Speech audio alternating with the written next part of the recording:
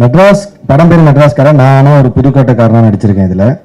அது ஃபஸ்ட்டு ஒரு வித்தியாசமான விஷயந்தான். கண்டிப்பாக எல்லா படமும் ஹிட் ஆகணும், எல்லாருக்கும் பிடிக்கணும், பெரிய லெவலில் வரவேற்பு பெறணும்னு தான் படம் பண்ணுறோம், எல்லாருமே பண்ணுறாங்க. அதே மாதிரி தான் மெட்ராஸ்காரனும் ரொம்ப நேர்மையாக ஜெனுவனாக எல்லாரோட உழைப்பும் போட்டு எல்லாம் பண்ணியிருக்கோம். கண்டிப்பாக நீங்கள் பார்த்துட்டு சொல்லுங்கள், எல்லாருக்கும் பிடிக்கும் நாங்கள் நம்புகிறோம். என் கேரக்டருமே கண்டிப்பாக எல்லாருக்கும் பிடிக்கும். கொஞ்சம் அதான் நல்லா இருக்கும், பவர்ஃபுல்லான ஒரு இதுதான், ஒரு லீட் தான், நல்லா இருக்கும் பாருங்க. ஷைன்,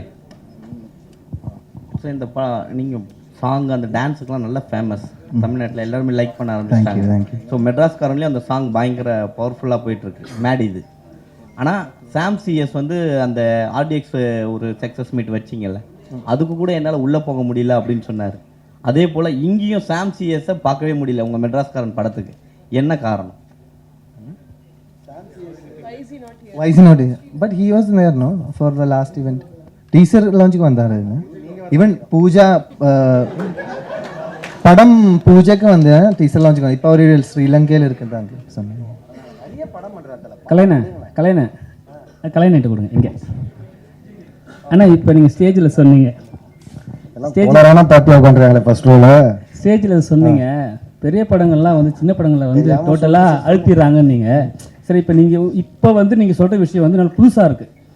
இது யாருக்கிட்ட எத்தனை பணம் சரியாக இருக்கும்? ஏன்னா நீங்கள் எல்லாருமே இண்டஸ்ட்ரியில் எல்லாருமே எல்லா கவுன்சிலுமே, நடிகர் சங்கம், தயாரிப்பாளர் சங்கம், இயக்குனர் சங்கம் எல்லாருமே ஒன்றா உட்காந்து பேசி ஒற்றுமையாக அந்த மாதிரி ஒரு முடிவு எடுத்தால் நல்லாயிருக்கும். இப்போ நீங்கள் ஒரு படம் வரலன்றது வந்து எனக்குமே வருத்தமாக இருக்குது. நானுமே ரொம்ப, ஏன்னா மகிழ் திருமணி சாரோட ஃபேன், அஜித் சாரோட பயங்கரமான, எனக்கு ரொம்ப பிடிக்கும் வர, நான் படத்துக்காக வெயிட் பண்ணேன். பட் வரலன்னு இவர் எடுத்தவங்க தேங்க்ஸ் சொல்லிட்டாரு. 10 படம் வருதுன்றது ஓகே, பட் ஆனால் வந்து இப்போ 10 படம் வெயிட் பண்ணுறதுக்காக லாஸ்ட் மினிட்ல வரணும். இப்போ நிறைய படம் வரணும்னு ட்ரை பண்ணியிருந்துருக்கலாம். அவங்க வரலன்னு, பெரிய படம் வரலன்னு தெரிஞ்சோன்னா அவங்க போஸ்ட் ப்ரொடக்ஷன் ஒன்றும் ஃபாஸ்ட் பண்ணியிருப்பாங்க. ஸோ இந்த மாதிரி ஒரு படம் வந்து மொத்த ஸ்பேஸையும் எடுத்துகிட்டு போகிறது இல்லாமல், அதுதான் நான் ஓப்பனாக தான் சொன்னேன்.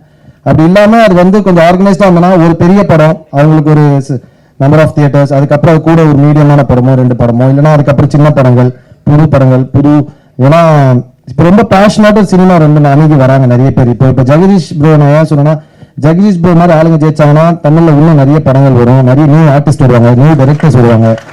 ஸோ வந்து வெறுமனே இப்போ பிஸ்னஸ்னு சொல்கிறோம். அதே மாதிரி எடுத்தோன்னே இப்போ வேர்டு எடுத்துக்கிறோம் பேன் இந்தியான்னு ஒரு கதையை நம்ம பண்ணிட்டு அந்த கதையை முடிவு பண்ண அது பேன் இந்தியாவா இல்லை பேன் வேர்ல்டா அப்படின்றத, அது வந்து இல்லை நாங்கள் என்ன போகணும்னு தெரியாது. ஸோ கதை நம்ம பண்ணுற கதைகள், இப்போ நம்ம மஞ்சுவால் பாய்ஸ் பண்ணும்போது தமிழ்நாட்டில் இவ்வளோ பிஸ்னஸ் பண்ணணும்னு நினச்சா பண்ணியிருப்பாங்க, கிடையாது. அவங்க அட்டன் பண்ண ஒரு கதையை ரொம்ப ரொம்ப சூப்பராக ஆனஸ்டாக பண்ணாங்க, அது ஒரு பெரிய வரவேற்பு இங்கே பெற்றது. அந்த மாதிரி நம்ம ரொம்ப ஜெனவனாக ஒரு படத்தை லவ் பண்ணி அதை நம்ம பண்ணோம்னா அந்த film will decide what it has to do, அது முடிவு பண்ணும் அது எந்த இடத்துக்கு போகணும்னு. ஸோ இது மாதிரி வந்தாங்கன்னா நிறைய நியூ டைரக்டர்ஸ், நியூ ஆக்டர்ஸ்லாம் வருவாங்க, அதுக்காக தான் நான் சொன்னேன். தொடர்ச்சியா வில்லன் கேரக்டரே பண்றீங்க, இல்ல என்னன்னா நீங்க வந்து வில்லன் கேரக்டர் ரொம்ப பவர்ஃபுல்லா இருக்கு, ஹீரோனா சும்மா அப்படியே லைட்டா வரும், ஒரு சாங்ஸ் வச்சு முடிச்சிடறாங்கன்னு சொல்லிட்டு ஒரு தமிழ் சினிமாவில் ஒரு விஷயம் இருக்கு, அது எப்படி பாக்குறீங்க? எங்க சண்டை தாங்க இருக்கிறதுலே கஷ்டம் படத்துல, ஸ்டண்ட்டு தான். அப்படி இல்லை, நான் இப்போ நான் விஷயம்னு சொல்கிறேன் உங்களுக்கு, இன்னொரு இன்ஃபர்மேஷன் எடுத்துங்க. நான் இதுக்கப்புறம் வந்து ரொம்ப கேரக்டர்ஸ் பண்ண போகிறதில்ல. நான் வந்து அதுக்கு என்னென்னா, அதுக்கு ரீசனும் வந்து இங்கே நான் வந்து ரொம்ப ஹெல்த்தியாக இல்லைன்றதை ஃபீல் பண்ணுறேன். ஏன்னா வந்து இப்போது நான் கேரக்டர்ஸ் பண்ணுறது ரெடி, ஏன்னா இன்றைக்கி நான் சாப்பிட்ற சாப்பாடு நான் பண்ண கேரக்டர் தான் எனக்கு சோறு போட்டுட்ருக்கு.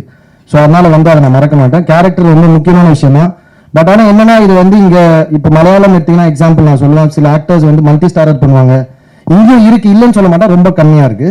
மல்டி ஸ்டாரர் பண்ணுவாங்க, திடீர்னு வந்து பார்த்தீங்கன்னா ஒரு பெரிய படத்தில் சின்ன ரோல் நடிச்சிருப்பாங்க, நெகட்டிவ் பண்ணுவாங்க, ஆனால் அவங்கள வச்சு ஹீரோவாக 2-3 படம் வரும். இங்கே வந்து என்னன்னா, ஒரு படம் நம்ம கேரக்டர் பண்ணுறோம், இப்போ என்ன நெகட்டிவ் ரோல்ஸ் பண்ணுறோம், உடனே அதே மாதிரி கூப்பிடுறது, எல்லா படமும் அதே மாதிரி தான். எழுதுறதுக்கு முன்னாடி சாவுன்னு வந்தால் என் பேர் எழுதிடுவாங்கன்னு நினைக்கிறேன். ஸோ அதே மாதிரி வர்றது, ஸோ அது பஞ்சாயத்தாகவும் இருக்குது. நான் பரவாயில்ல, அது நான் நமக்கு இப்போ நல்லா நடித்தா பாராட்டுறாங்க, அதை ஏற்றுக்கணும்னா கலாச்சாரம் ஏற்றுக்கணும், கிண்டல் பண்ணாலும் ஏற்றுக்கணும், நான் கண்டிப்பாக ஏற்றுக்கிறேன். பட் சொல்கிற விதம் இருக்குது, அது நல்ல விதமாக சொன்னால் கண்டிப்பாக ஏற்றுன்னு நான் மாற்றிப்பேன்.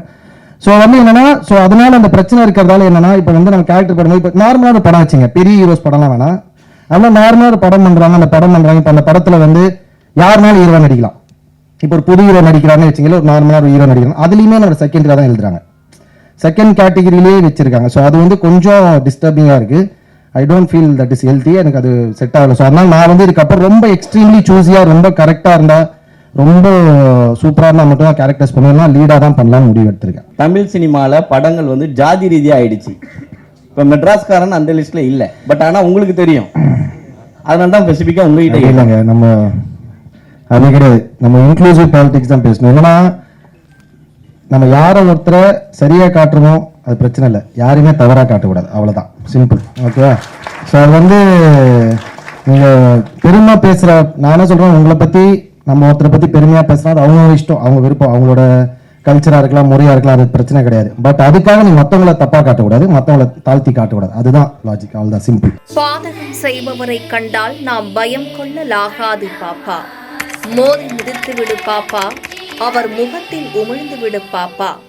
அண்மை செய்திகளை உடனுக்குடன் தெரிந்து கொள்ள இணைந்திருங்கள் எம் நாடு தொலைக்காட்சியுடன்.